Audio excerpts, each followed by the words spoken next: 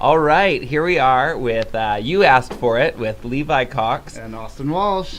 And our special guest tonight, Mr. Graham Black. Hello.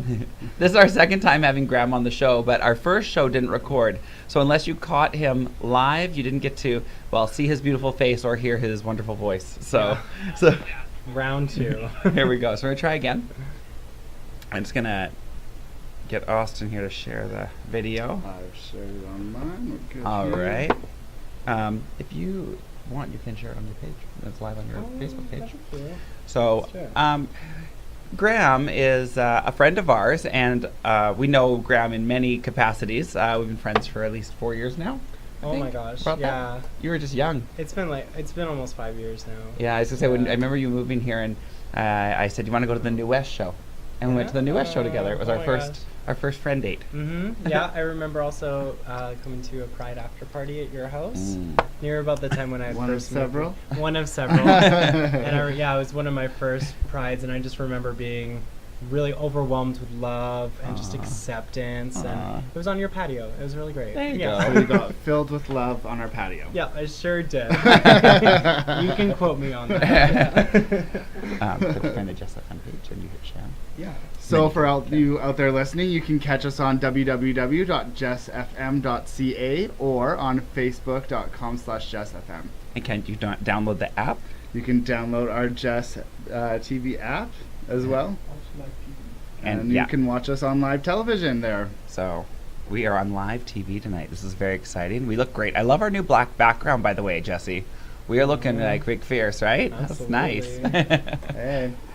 Graham's had a pretty full day today, and we just had a pretty full day as well. And it's going to kick off really our topic and what we're talking about to start our show off. It's a little bit more of a serious note and kind of a, you can say a PSA. Oh, absolutely. And I For think sure. it's so important. And we just were at Catwalk Salon Spa, the business I own and operate, and we had a scary incident about 3 weeks ago on a Wednesday. Some of our staff was smoking in the alley, and a man passed out and collapsed, and Lips turned blue, lip- started gargling. his friend said give him a shot of His kit. naloxone. Naloxone. You Naloxone. Nailed it. Absolutely. Nailed it. And it was a very eye-opening experience for our staff. This was our second OD at our salon, and and we are located in the downtown Lethbridge, where a lot of this epidemic has been happening. And so we actually tonight had Arches come in, and we had the lovely Paige, who really just sat down with our staff and really educated us on what is happening and how to help save a life for the next time there's an overdose. Some hashtag real talk. Yeah. Yeah. Uh, Some serious issues. Graham, you also work for Arches. I do, yeah. I'm a queer health coordinator. So specifically, I work with those populations within the queer community that are most at risk for HIV contraction. But I do services kind of for the whole community, a lot of mental health counseling and some group facilitation, as well as a lot of education. You do mental health counseling there? Yeah, informal, and it's pure counseling. I'm Okay. not a real counselor, but it's really great to meet with other queer people and kind of hear out their stories, give them a chance to sort of vent about a lot of the stuff that they've been experiencing. Queer people are more at risk for mental health issues like depression, anxiety, suicide, and more at risk for health issues like STIs too. So it's really great to meet with this more vulnerable population and sort of give them a chance to vent about a lot of the experiences that they've had.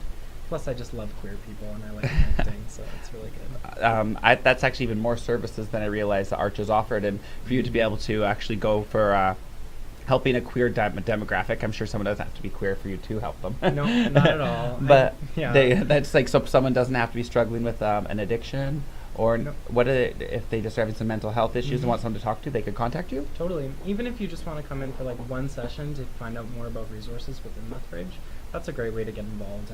I know a lot of people, I know a lot of connections, and if you need referrals to any sort of other service, that's something that we can offer there too.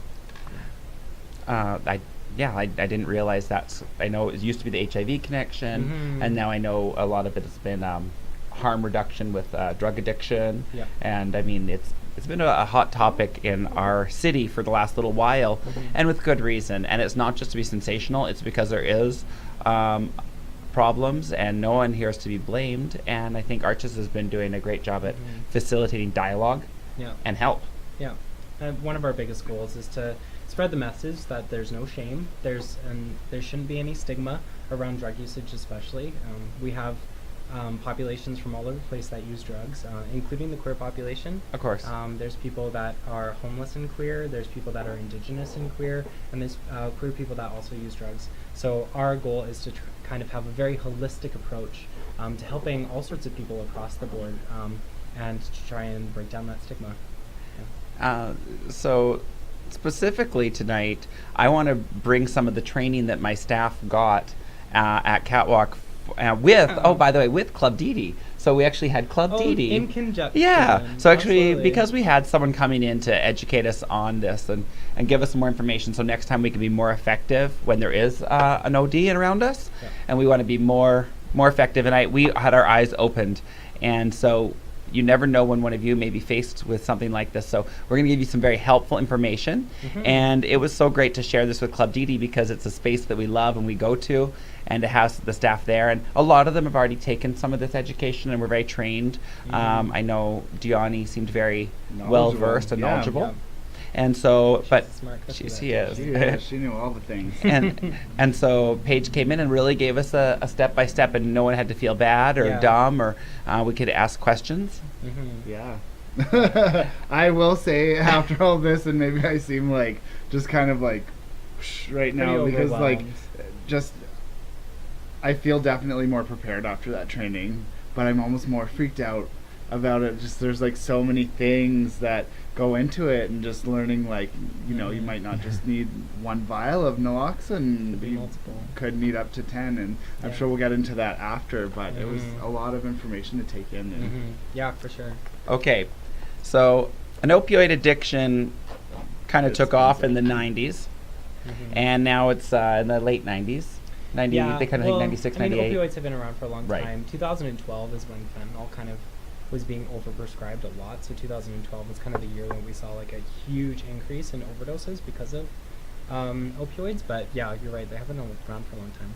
So this is, how do I say it? Naloxone. Naloxone, a naloxone kit. Yep. So you have probably seen one of these. If you haven't seen one, you're going to see one in your near future. They should be at your business. They'll probably be at your school. They will be around. So you can... Graham, where can we get one of these? You can come to Arches. You can get your training there for free. It only takes about 10 minutes to 15 minutes to train someone, unless you want a little bit more in depth, in which case we could go longer. But it's free. You can grab your kit at Arches. Probably come to the supervised consumption site, 1016 First Avenue South, the old Pulse building or old Roadhouse right across from Fusion Sushi. Yeah. Absolutely. Yeah. So you can stop in there and ask about having a kit and some training? Totally, yeah. Is there anywhere else in the city, if somebody can't come to Arches, where they can get one of these kits? I believe there are some pharmacies that have them, like London Drugs or Shoppers. Possibly. I know that Guardian Pharmacy might have some, but definitely contact Arches first, and then if they are out of kits or something like that, you could try some other places. Okay.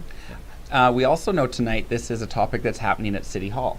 Yep. So there's a big open house about talking about the opioid crisis, and I know needle distribution. With some of Arches there and some community members, and just a couple weeks ago we had a big public forum about it as well, right? We did, yeah. So specifically, I know it's a big issue, but what we're actually going to talk about over the next few minutes here is what happens when you see someone who's overdosed and what you can do to help save their life. So I'm going to ask Graham questions, and he's going to answer them for us, even though we just heard this. We're going to ask him. And it's kind of like reaffirm what we learned. That we just learned. That's a little recap. Yeah. So, Graham, what happened in our case is a man fell over and was unresponsive in the alley. There was some gurgling sounds, which I heard can sound like snoring. And typical with a fentanyl overdose, they will have bluing of the hand, lips, or face. Yeah. So what you experienced is like almost textbook conditions that a person would be under if they're overdosing from an opioid. Okay. So basically what happens with an opioid is it's a downer drug. So it slows down all of your body's processes to the point where the person actually stops breathing, and that's why they would die from an opioid overdose, right? Okay. So the preliminary symptoms that you would have seen is the person kind of stumbling around, almost like they're drunk. They're going to start to lose oxygen, and their airways are going to start to close because it's all slowing down. So that's kind of where those gurgling sounds come from. And as they lose oxygen, their body's going to show signs of that. So that's why your fingertips will turn blue or the lips will turn blue. So, if you come across this, you know, some people might think that they are drunk, like you said, Yeah. but there's a way to test if they're drunk. And how to alert them. We were told we could take our knuckles and go on the sternum. Yeah, so the good old sternal rub, you rub it right here. It's not painful per se, but it does create enough pressure to wake someone up. So if you were sleeping and someone did this to your sternum, you would wake up. It's not a good time. So this is one way you could test if someone is drunk or ODing. Again, the discoloration they may have in their hands and their face. So what you need to do is you need to act. And you need to start with opening up their airways. Well, the first thing you want to do in any sort of emergency situation, if you don't know what's going on, you want to get EMS on the way. You want to get some backup. So call 911. If someone's passed out and you're not sure and you can't wake them up, you've tried shaking their shoulders, you've tried this sternal rub maybe, you've tried shouting at them a little bit and they're not responding, get some backup on the way. And then you want to check their pulse and if they're breathing. See if they're breathing. People die from opioid overdose because they stop breathing, so that's the first thing we want to check to make sure is if they can still open up their airways. And just a quick recap, I was told again tonight to check for the pulse. You use 2 fingers, not your thumb. It has its own pulse. Put it on your neck and feel for the pulse. Or the wrist. Or the wrist. Yeah. If you know how to count a pulse and take measurements, that's really good. You can let EMS know over the phone what their vitals are. But if you don't, just check for their pulse. Make sure that they still have one, because that's kind of more important. So I was under the impression you just basically gave someone a needle.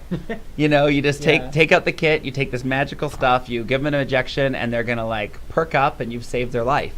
Yeah, it could happen that way. It sounds not every case. Sounds pretty romantic. Yeah. So very easy. Interesting I learned is that you can only use a naloxone kit for downers. Yep. You cannot use them for an upper or stimulant. Yeah, it's not going to be effective. You can kind of tell the difference between an upper and downer, because if someone was overdosing from an upper, like ecstasy or something like that, or cocaine, they're going to be very erratic. They're going to be kind of all over the place. They're going to be sweating a lot and very hot. A person that's overdosing from an opioid or a downer is going to be the opposite effect. They're going to be sleepy, they're falling asleep, that kind of thing. So you can kind of tell the difference just from symptoms. But the good news is, if you can't tell the difference and you gave them naloxone only works on opioids anyway, but it has no other side effects. Right. So you could give it to someone overdosing from an upper. It just wouldn't help in that situation, but it wouldn't do any harm. So if you were looking at literally trying to save a life and you've called 911 and now you are there and you have the kit handy, or they have a kit on them, which is quite common. The man who we saw passed out had his own kit on him. So we're going to go through the kit a little bit. I know we're on the radio and we're also on TV, so we're going to explain what we are looking at. But in your kit, there will be 3 needles and there's 3 vials. And this is a very common kit in our area, so this is probably what you would look at.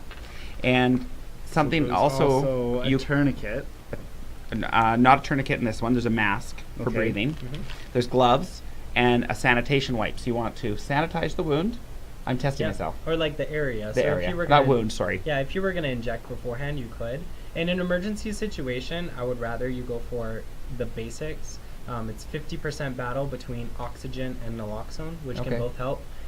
You can do other stuff too. I would always wear your PPE, so make sure that you're using the breathing mask, which is only a one-way mask, to protect yourself while you're giving someone else oxygen.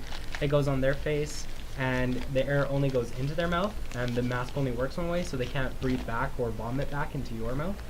So you'll be told to give them oxygen. So yes, this would go into their mouth, and you'd blow into it, but it is only going to work if you push the air into their lungs, so you need to plug the nose. Yeah, so plug their nose so it doesn't just go back out the nose. Also make sure their head is tilted back so their airways will be open. While you're breathing, you can also look down their chest and see if their chest is rising and falling. If it's not rising or falling, oxygen's not getting into their lungs, or you're giving them not enough oxygen. Something could be blocking the airway, so you could try fishing it out with a finger if there is something in there. But successfully, what oxygen or ventilation looks like is you're giving a deep breath and their chest will rise and fall as you're breathing into it. Okay, so say I'm in a situation where I think it looks pretty dire and I'm not an EMT. What's more important, getting that patient oxygen or getting in the shot into their body? If there's 2 of you on the scene, each take a job, but honestly, ventilation is very important. Okay. Yeah. So unfortunately, it might be uncomfortable. You might be nervous to do it, but the mouth to mouth, we got this in the kit. You blow in, you count to 4. You count breath, 2, 3, 4, 5, breath, and you do that for 2 minutes. Okay.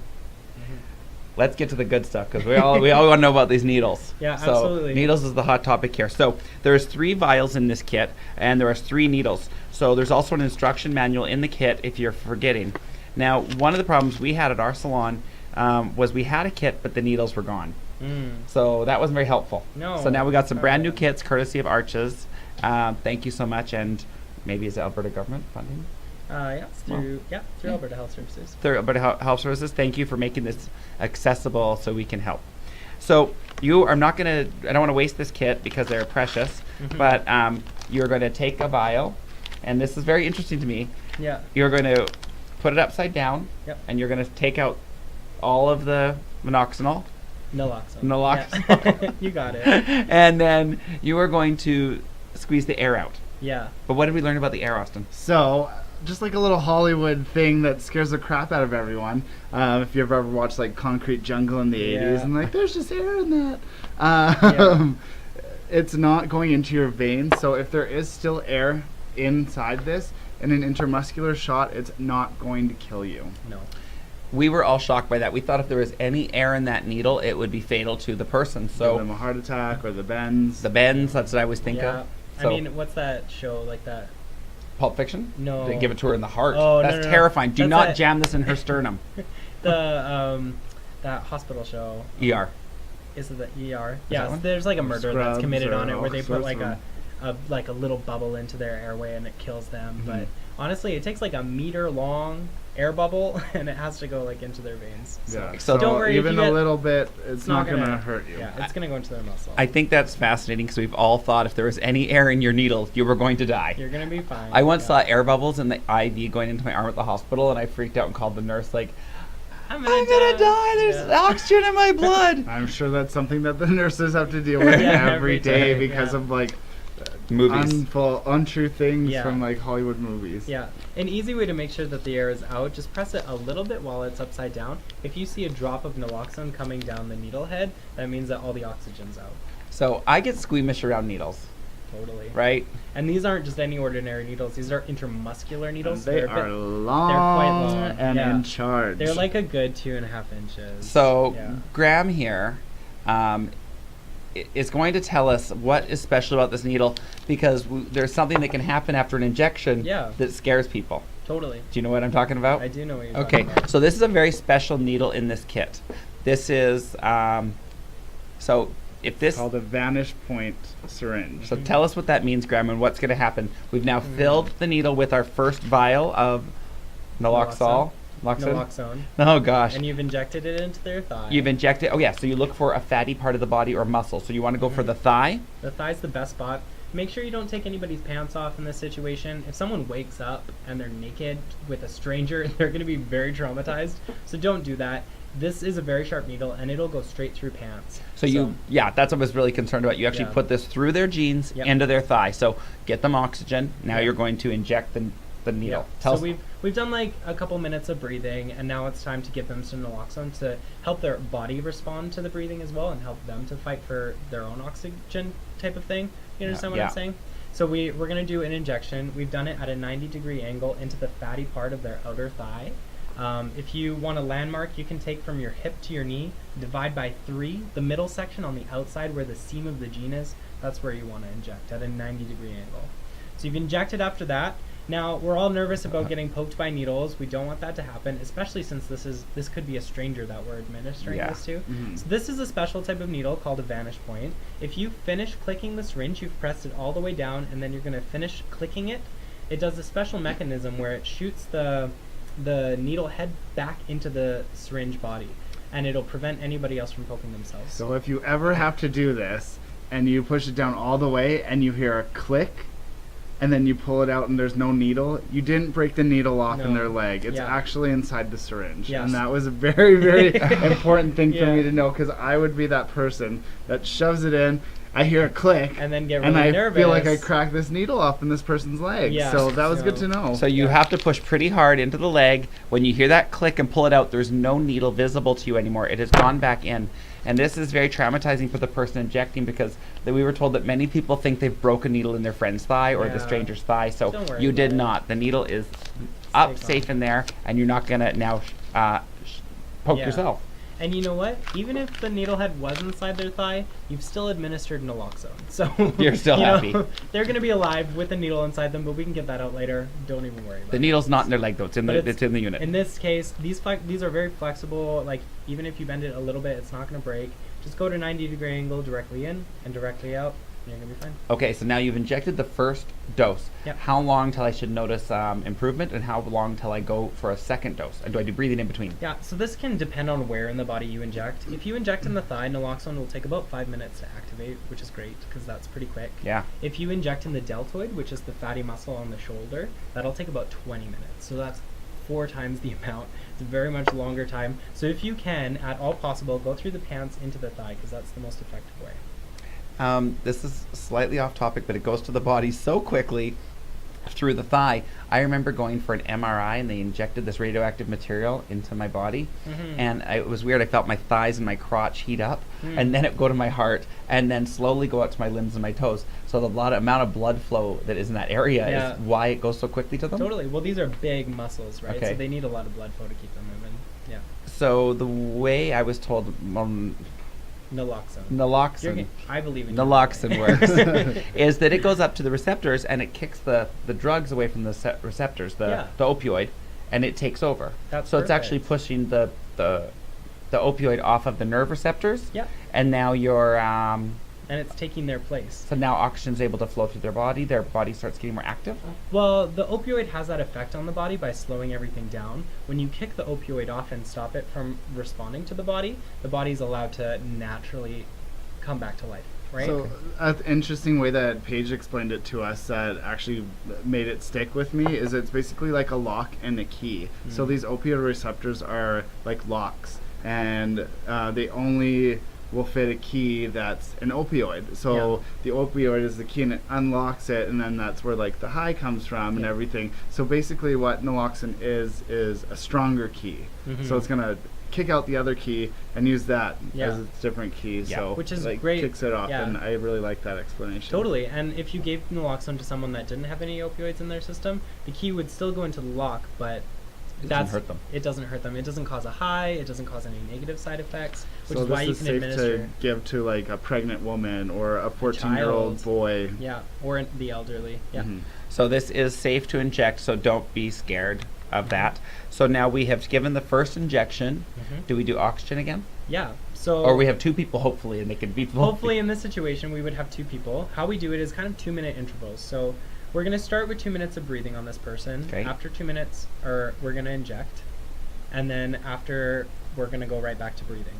And you have 3 needles and you have 3 vials, so you can inject up to 3 times. And between each injection, 2-minute intervals, we're going to be doing breathing the entire time, right?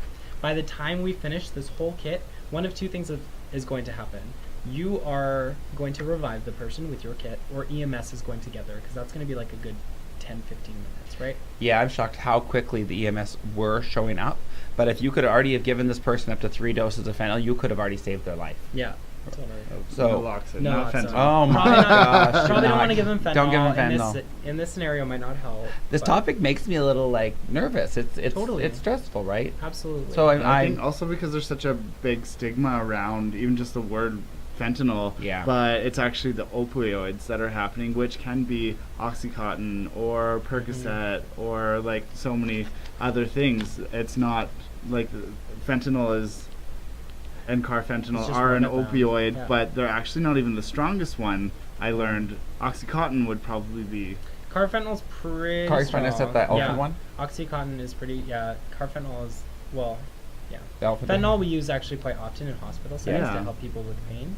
And then, carfentanil's like 1,000 times stronger than that. So yeah, there is a lot of stigma even on the word fentanyl, and people don't even want to admit they're using it. Maybe they'll call it heroin. This is one of the number one reasons that people die from overdose. It's not because they took the drugs, it's because they took the drugs and had no one to help them. Right. They're so stigmatized by not being able to tell friends or family, not being able to tell services that might be able to help. Yeah. They're not able to tell anybody because this is such a stigmatized topic.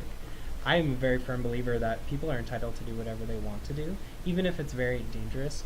It's our job to be able to not shame that person, but to be able to provide them help. I'm with that way. Harm in them doing it. So Yeah. just even educating them as far as like cleaning that injection site before they do it, so they don't have an abscess. Totally. Or Simple things. like not sharing a cooker pot with Someone else. everyone because there's blood in it, which I did not know until today. So Yeah. These are all important things for the user as well to know. Yeah. One thing I really appreciate about Graham is his ability to not judge and to open up dialogue. And I really love that because I really like to talk about things that are a little taboo. Oh, me too. Because, I think it's so much better. And we're going to have some good talk in the second half of the show. We went through a lot of topics. We're going to talk about some that are sometimes hard hitting and things we don't talk about. So we'll get to that. So I think there is such a stigma with this. I think it's important for us to talk about it and learn. Mm-hmm. And yeah, like I was told that you could give this up to 3 times, and that's what we've kind of covered. Yep.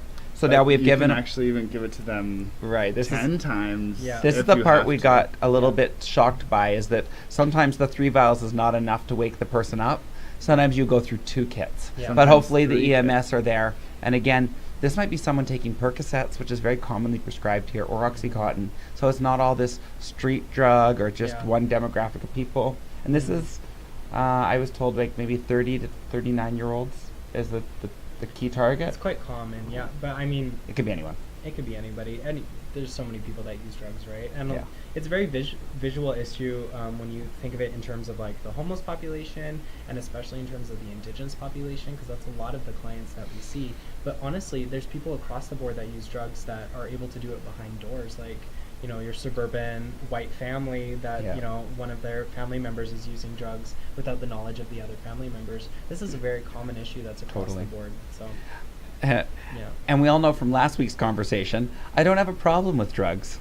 I just want you to use them safely. Yeah. We talked last week that Austin and I tried a pot brownie or pot donut. Yes. And we each ate half of this donut, and we were stoned for 4 hours at our house. And then we ate so much pizza, and we had it was so typical. We had pizza and egg rolls. We were pretty stoned. So you got the munchies. I'm not judging. I just I was want people do it safe. Totally. There's no shame. And I think I really am concerned when people are getting into drug addictions, because it's not so much about the drugs, and it's more about what they're trying to cover up. There's pain, there's trauma, there's all these really negative experiences that a lot of these people have been through that leads them to the point where they would want to use drugs in this way. Yeah. So it's not our job to judge anybody. No, I mean, I'm one who knows how to self-medicate. Get off work, a big glass of wine after a stressful day. I get it. Totally. Whatever and that that's takes. a drug, right? Yeah, it is a drug. Alcohol's a downer. But people will act like, oh, well, you ate pot. That's a drug. And I'm like, you drank a bottle of wine. Yeah. Don't judge me. First of all, calm down. You had 6 glasses of coffee today. Yeah. You've been smoking nicotine literally for the past 24 hours. You need to get off your high horse for a second. It's just funny where society tells us it picks some and chooses. Stimulants or depressants are better than others, and there's such a stigma around something like fentanyl when your mom could have, not your mom, but could be taking Percocet 8 times a day for a knee injury 10 years ago. And that's how the fentanyl crisis started.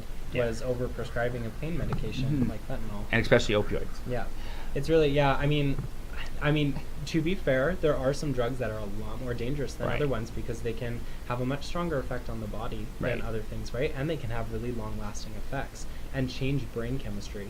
But at the same time, that's not the point. The point is, drugs aren't the problem. There's a lot of other societal problems that lead people to those points. Right. And if they're not in a safe place, if they're not using in moderation, and if they're not educated about these things, it's very easy to slip into addiction. We see a lot of anger coming from these topics, and when you go to these events or hear people's rants on the internet, but it's all about being compassionate. Again, to each their own. Yeah, you don't know where these people have come from. You don't know their stories. You don't know the pain that they've gone through. And maybe if you had experienced their story just like they have, you would have been in a similar position. So it's not your job to judge, it's your job to help people. Totally. And we all cover up our pain in different ways. Yeah, So we do.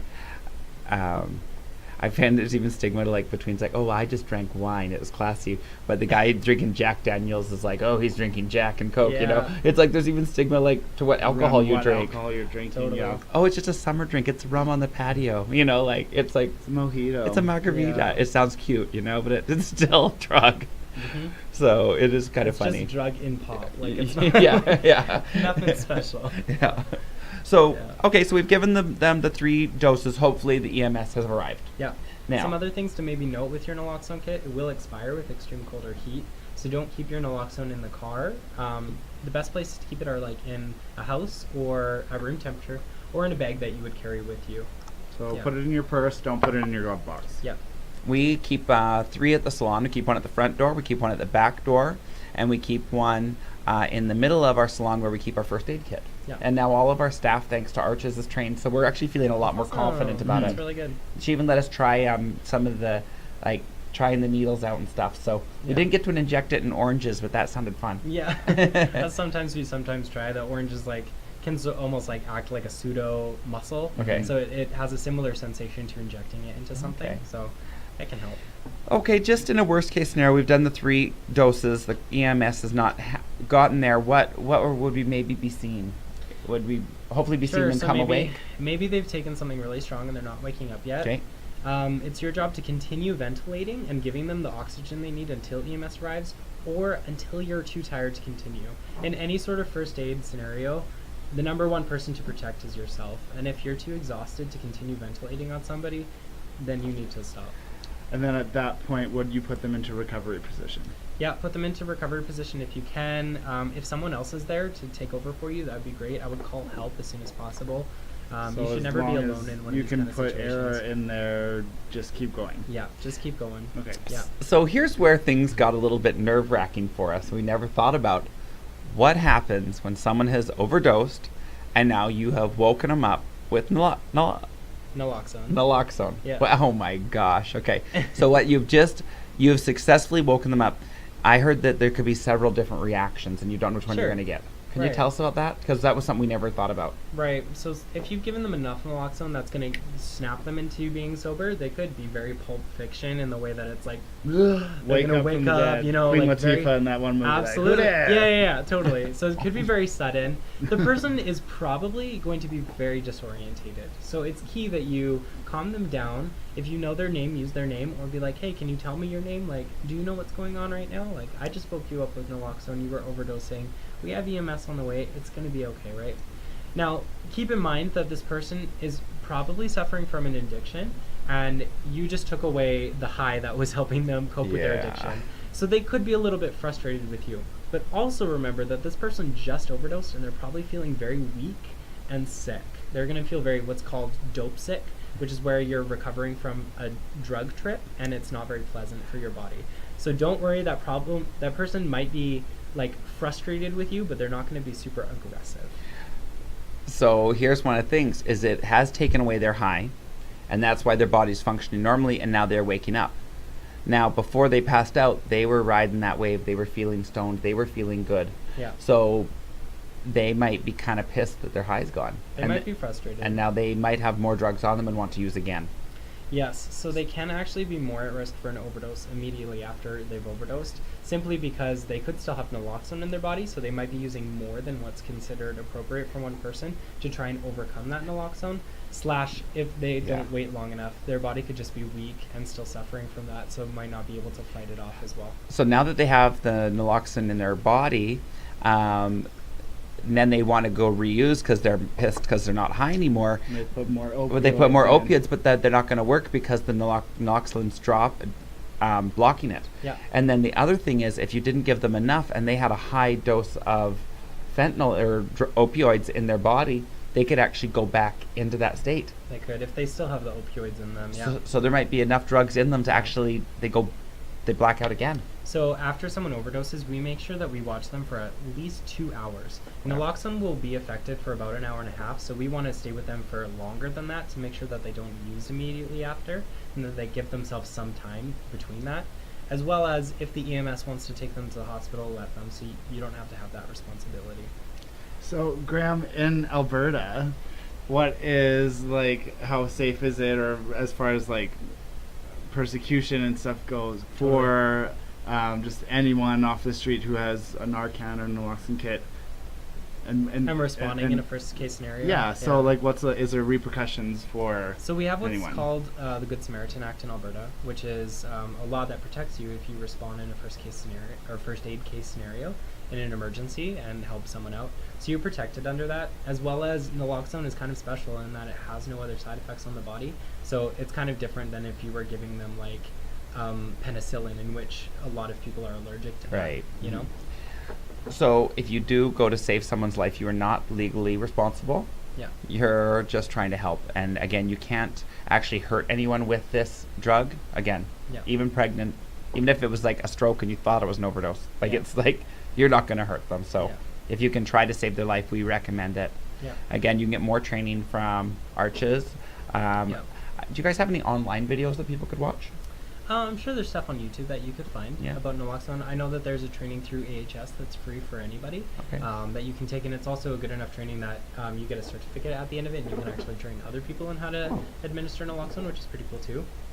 But just a little heads up, if you don't feel safe injecting naloxone into somebody else, if you're squeamish about needles and you're really nervous that you're going to do it wrong, it's really important that you should have other people with you anyway. So there's other things you can do in that emergency situation, like calling EMS, telling them what's happening, writing everything down, writing down their pulse, writing down their breathing rate, writing down the time that you administered the first dose of naloxone, how much breathing you're giving them. Another thing you can do is you could do the breathing while someone else does naloxone, or you could also help calm down people that are in the area. Crowd control is a really helpful thing during emergency situations. There's so much you can do other than just injecting naloxone, and naloxone is part of the battle, but honestly there's so many other things that help keep a person alive. So if you're alone, maybe one of the best things you can do is like yell for help too, and then get on the phone, or if you see somebody coming by, ask them to call, or maybe they can take over and you can call, or just be a team. Yeah, totally.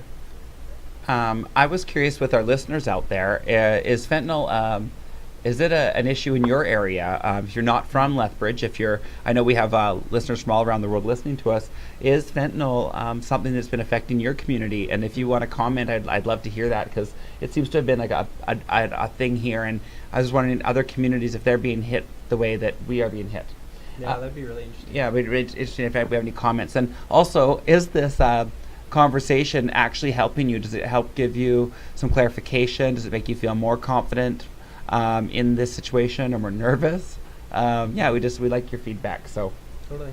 Another common drug in Lethbridge is meth. Yeah. So there's a lot of meth going on, and that is not an opioid. No, that one's an upper. So it's an upper, so they're going to be a lot more agitated and different. So it's a different thing. So just because people are injecting with the needles that are going around, they're injecting meth and they're injecting fentanyl. So even though there's a lot of needles, not everyone is doing fentanyl. Mm-hmm. That's what we would call a speedball. That's when you take an upper and a downer at the same time. Okay. The idea behind a speedball is that the two will kind of even each other out. So like they'll give you the high that you want, but also like cancel out the negative side effects of each other. Like the meth would help wake a person up from the fentanyl, and that fentanyl would help slow down the meth specs.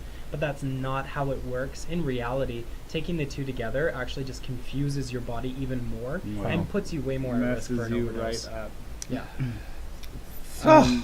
It's I also learned that people don't necessarily know that they're buying fentanyl. There could be fentanyl Not always. in their cocaine, or they think they're buying heroin, but that's just not something that's available very much anymore, like a pure heroin. So sometimes maybe a dealer is selling fentanyl disguised as heroin, and Or it when gives we've you the seen same really- kind of yeah. opioid. We've seen heroin that's tainted or what we call laced with another drug. Generally, it's fentanyl. We've also seen even fentanyl having bits of carfentanil in it too. So knowing what you're using, if you are using like a pill form or a powder form, what's really important is to mix that drug up and take a test hit first.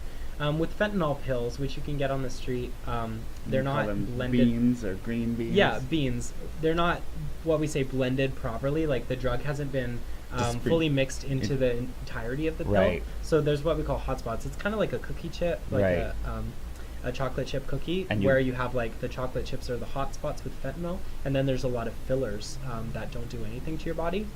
You could take maybe a quarter of that pill and it wouldn't do anything to you. You could take another quarter of the pill and it could be enough to kill you. Because there's So- the 4 chocolate chips in that corner. Right. So what we would say is take that pill and crush it up and mix it up so that you have all the drugs mixed up with each other, and then take a test hit first, and then wait until you feel some of the effects from that before doing an actual dosage. So we actually looked at all the paraphernalia tonight, like the cooking pot and the vitamin C. I think that'll get a little confusing for our consumer. 'Cause we We can't can't show it. really Yeah. show it to all of you, but I learned a lot about how drugs are cooked up, and you add vitamin C, and it takes away the wax coating if it's pharmaceutical, and it also helps strengthen the vein.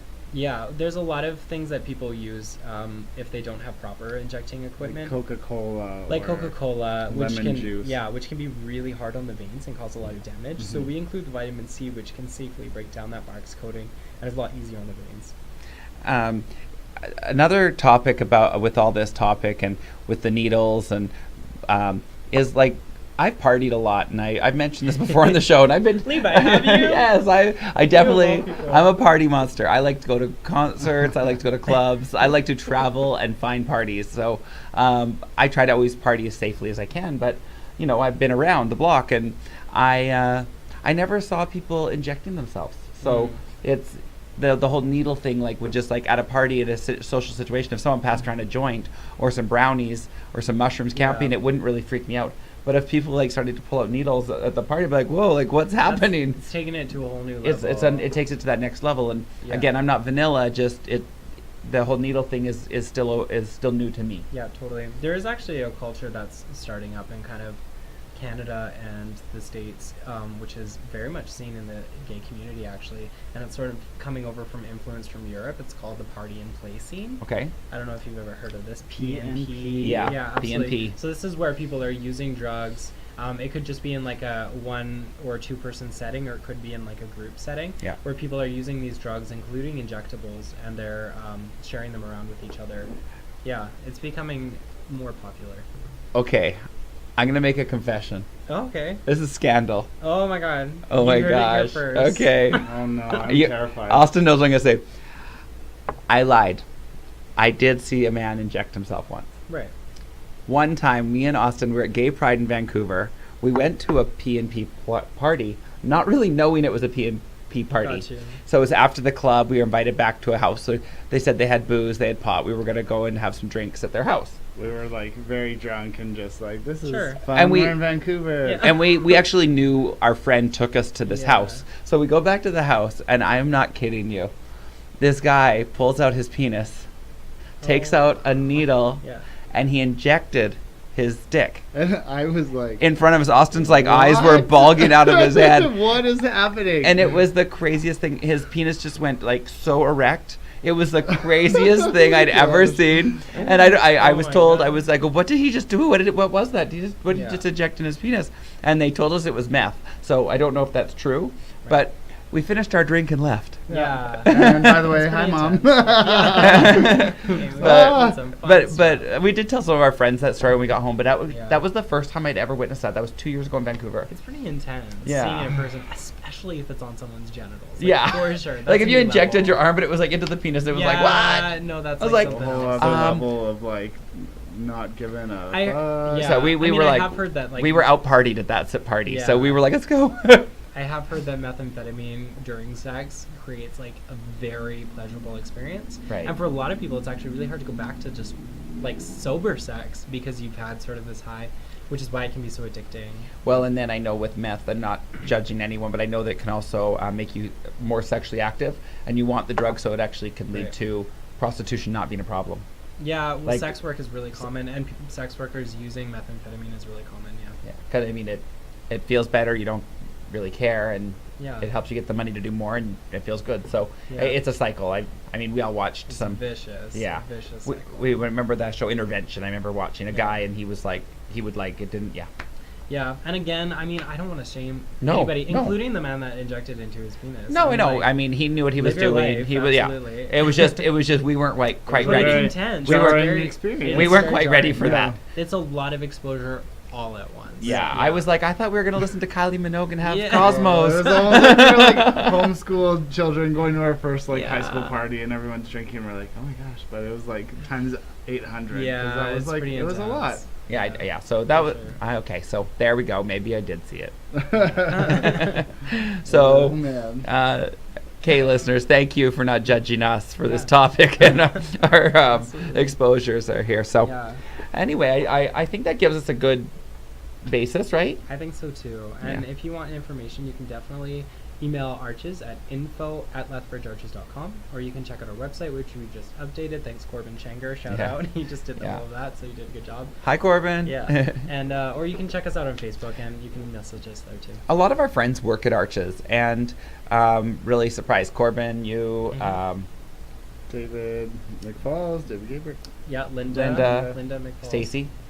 works there. So there's a lot of our friends there, and I want you to know, if you're going to write them, don't just write them and yell at them, because know what you're talking about. Yeah. And be compassionate and understand the work that they're doing. It's not easy work, and I think Yeah. if you were faced with what they're doing and what's actually happening in the city, Yeah. you could get off your high horse and try and see what's actually happening, because Yeah. I know that you guys get a lot of flack from, We do. you know, and I don't think it's always fair, because the work you do, and it's vulnerable population who need our help.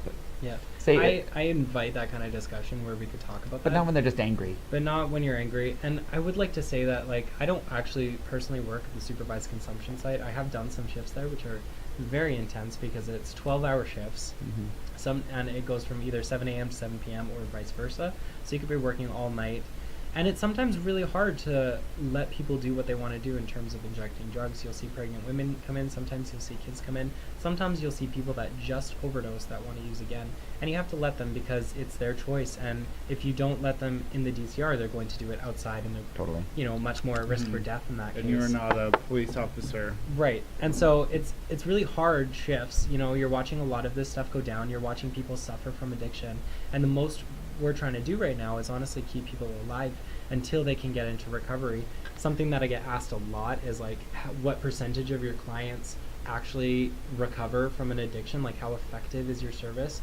And I want to challenge what the idea of recovery looks like, because like some people go through detox centers and rehab centers multiple times before they're actually able to kick their addiction. Mhm. In fact, in Canada, the average is 7 to 8 times through a treatment or a detox center before someone is able to finally get rid of their addiction.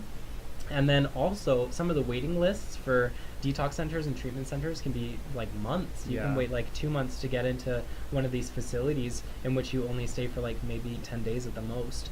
And we have 500 like individual clients that all want to get into these services, but not only do they have to wait a long time, but they're going to have to go through that process multiple times before they're able to actually get through their addiction. So our services are kind of that service for keeping people alive while they're waiting to get into these services. Yeah. And our staff do 12-hour shifts, watch some really hard stuff go down in the DCR, keep these people alive, respond to multiple overdoses, and then go home and get chastised on Facebook by Yeah. hundreds of people that they don't even know. Right. It's really taxing for a lot of my coworkers who've had to delete social media because of these issues. I will say too, if you're going to email, don't message them with like what you think are solutions to Be part of- whatever problem, Yeah. because you like fully educate yourself, but they're also doing everything to Alberta health standards. They're like no different from a hospital, just what they're doing is a different job from a hospital. But if you like want to be a smarty pants and come at anyone with solutions, that goes to like the government, not to Yeah. Arches, because they're just Totally. doing a job that's Yeah, there. we're following what's considered the World Health Organization best practice, as well Mhm. as the CDC of Canada. So. You could also volunteer. Yeah. You could get involved. Come help Yeah, out. so don't just Don't like, complain about it. Don't bitch. Be a If- part of the yeah, solution. if you don't know be a anybody part that of the uses help. drugs or that suffered from addiction, you're probably going to be very ignorant about Yeah. this issue. And no shame for you if you're not, but definitely educate yourself or get involved before you start throwing out suggestions. Right. And Yeah. another Now- thing I'll say Yeah. is that there's a big topic of finding needles laying around in Lethbridge right now. What I can offer is educate your children. Don't shelter them from this. It's a real thing. It's a real problem. Tell your kids not to pick up needles. Yeah. It's a common sense simple. thing, and that is the best protection that you can give your children, is to tell them when they see that, grab a trusted adult immediately, and then call the appropriate services to come deal with that for you. You are not obligated to pick up these needles. You can call Arches Arches anytime, and they will come clean up needles in anywhere in the city. And they want to know where people are using and what this is happening. So And we also offer training too. So if you do want to get involved, you can get yourself a kit for picking up needles properly to make sure that you're protecting yourself. But you can help out by cleaning up needles that you find around the city. It's very helpful. So it's 2018. Yeah. And I know that almost all of us have had family members or friends suffer from addiction issues, or maybe you've suffered from addiction issues. And so it shouldn't be that shocking, and we all have, and again, even those family members sometimes are stigmatized. Oh, like my cousin used drugs or my auntie used drugs. And it's like, well, yeah, you did. And maybe your mom did too. Probably. It's like, so just try to let the stigma go a little bit. People do use drugs. People do have sex. And I kind of want to respond to the needle issue a little bit too. Yeah. A lot of people are very frustrated with us because we do hand out kits that have safer injection supplies in them, which include needles. And we do see people that are very careless and leave those on the ground. Part of the reason why we hand out needles is to stop the spread of HIV, which is an incurable virus. That's all the medication is covered by Alberta Health Services. So every new HIV infection in Alberta costs the system about $500,000. That's taxpayers' money. And then over the course of that person's life, it's going to be another $2 million. So $2.5 million per person for one infection, right? Yeah. If we can hand out clean needles, if we can hand out clean condoms at a fraction of the cost, not only can we help keep that person safe and stop the spread of HIV, but we can also save literally millions of dollars from the overall system. That's a really interesting way to look at that. And also, like the supervised consumption site too, it costed about $1.5 million to implement with like staff and all that kind of stuff and renovations. So if we use the supervised consumption site to stop one person from getting HIV, the building's already paid for itself. That's amazing. I really think that's really great you pointed that out. One of my big questions about all the needle issue was how many cases of HIV and maybe hepatitis is the number one, because hepatitis is a little easier to catch than HIV, if I'm correct. Hep C is a bit easier to... So, and Hep C is going to affect your liver, it's going to have you go jaundice, it's going to, it could kill you.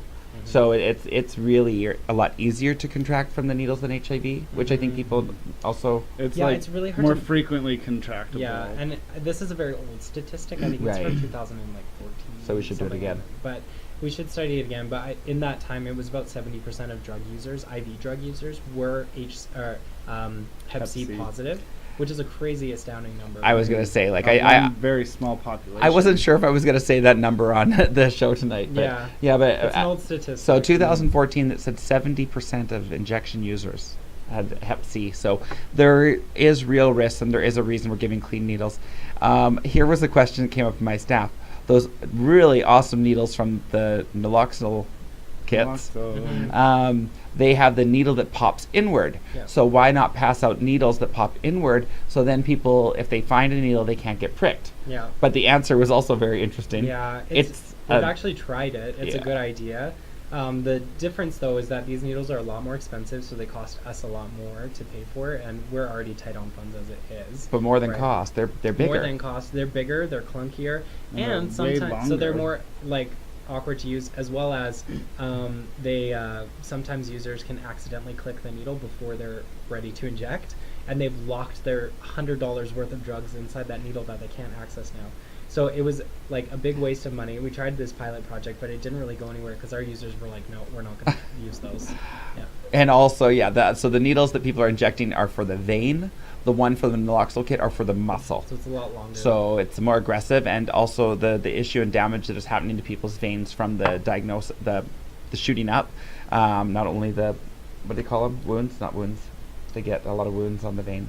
Abscess. Abscess. So not only is it abscess, but it's damaging to your vein. So putting more stress on it, the bigger needle isn't working. No. It's So. not effective. It's a really good idea. We're looking into maybe some other options. Or that like a smaller in the needle future- that is vanish point or something. Yeah, maybe but we're trying different ideas. There's another one that has like a cap that will retract back onto the top of the needle once you're done, and it's permanent and won't come back off again. So you will do that after you're done injecting instead of during. So we're trying out different ideas, but we definitely want the most cost-effective one, and we want to find needles that our users will actually use. Right. You know, if we're going to spend all this money for something, they better actually be willing you want it to be a wise engage it. investment. Yeah, for sure. Oh, That's Yeah. a lot of stuff. It's so that's intense. a lot intense. Okay, Yeah. so you know what? I hope that you got something from this conversation tonight. I can see our radio manager's nodding his head because he learns a lot from this conversation. Yeah. So, I mean, I learned a lot, and I thought I was prepared before, but I'm so much more prepared. Again, Good. thank you, Arches. Yeah. I know that you're not officially here with Arches, but you're. Thank you, Graham. You're They also don't even just pay being me. our Th- buddy today thank you, too. Paige. Yeah, So absolutely. I want to thank everyone for letting us tackle this topic tonight, and we hope we gave you some understanding and some information that could help you save a life. A lot of people who may be at risk maybe already carry a kit on them because they know the risks. So if you don't have a kit, they might have it on them, and that's what happened with ROD in our alley. He had the kit on him. So I want to just say we have 5 minutes left.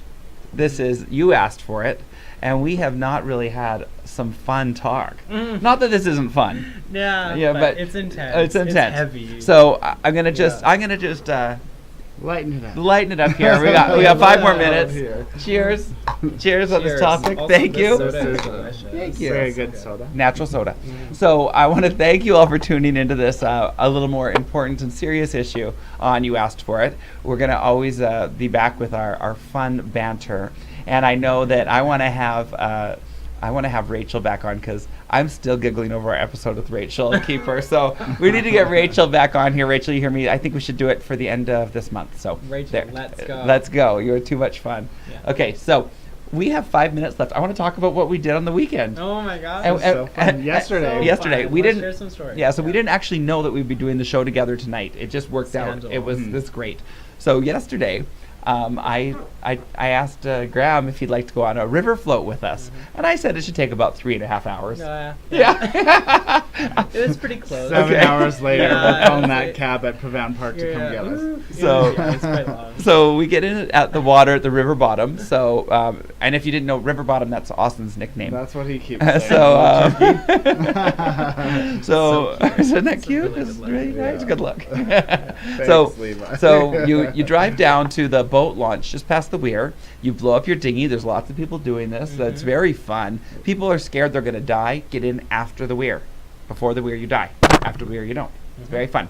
So we get in this thing. We bring music. We bring food. We bring cute boys and girls, and we have food, and we just Yeah. like float. And you don't even have to get in the water. No, you don't even have to get wet. Like, But you at don't- some points, like you just feel really hot and you want to get in that water Right. anyway. Yeah. So most of the water. Weren't you shocked how shallow it was? I was. It was only like this deep. It was like a couple inches. We I got was like capsized a couple yeah, times. we kept like bumping over a couple rocks. Like, oh. It was like- Did you like it? yeah, it was pretty terrible. Yeah. So Not a bad feeling. Like I'm not complaining. It was just unexpected. Might have Yeah. scraped your knees though. I don't know. I think when people think of the Old Man River and they hear about like deaths and things, and it's serious, it happened this year. Mhm. But it shocks me because on this trip, there's only a few spots where it's deeper than your head. Most of the time, you can stand up and you're like, oh, Yep. it's quite interesting. And the water was low, but we were actually on the water for we figure 7 hours. Oh, it was so It was long. a long time. Yeah. Because and it was mostly like it wasn't a super long distance. It was just like we were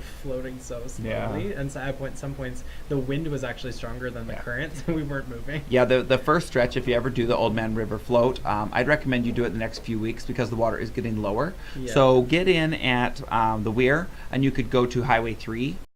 It'll take you probably 3 hours. Yeah. But Or that the dog park is a good place to get off. the dog park is about 4.5 hours. Mm-hmm.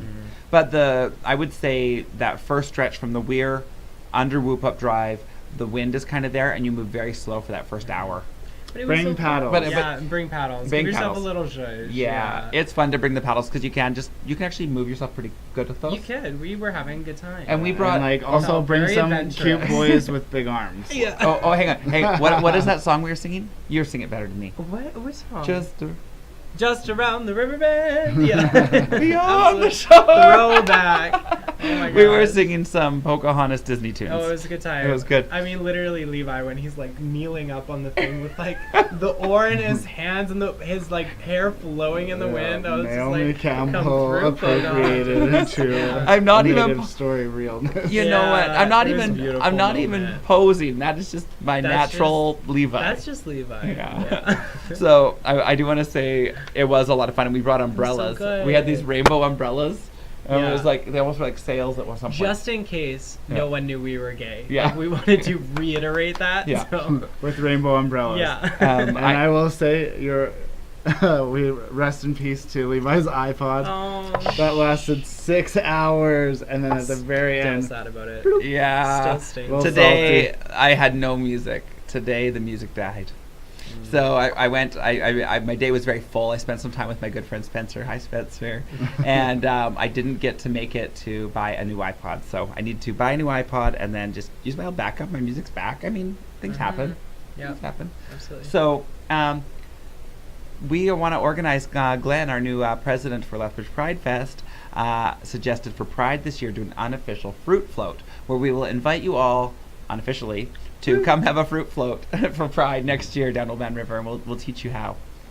All right, so we are at our time. Cool. Thank Hey. you so much for having thanks me. for being on the show again. Yeah, we really, absolutely. really appreciate it, Graham. So Pleasure. Graham will be back again because this isn't even we have our other identities. Oh my gosh. Right. Yeah. So we should do a drag episode. Yeah. Oh so my God. So again, we got Salem here. Yeah. We got Chrissy Cox, and the one and only. Molly Duker. Molly Duker. Find me on Facebook and Instagram. Yeah, Cool. find Miss Molly Duker on Instagram, Chrissy and Salem on Instagram as well. Yep. But yeah, we'll have to do another episode about that and lighten love things that. up. Oh We should my do it gosh. in drag Oh. because that would be so snap. fun, right? I would love that. We'll That be would like- really cool. So we're gonna come back. You're not gonna recognize us, but it Yeah. will still will be you asked for it with Levi Cox, my co-host Austin Walsh, and tonight's special guest Graham Black. Tonight's episode did record, so you can see it later. Thank you so And much. you can share it. Okay, thank you all so much. Thank you. Bye.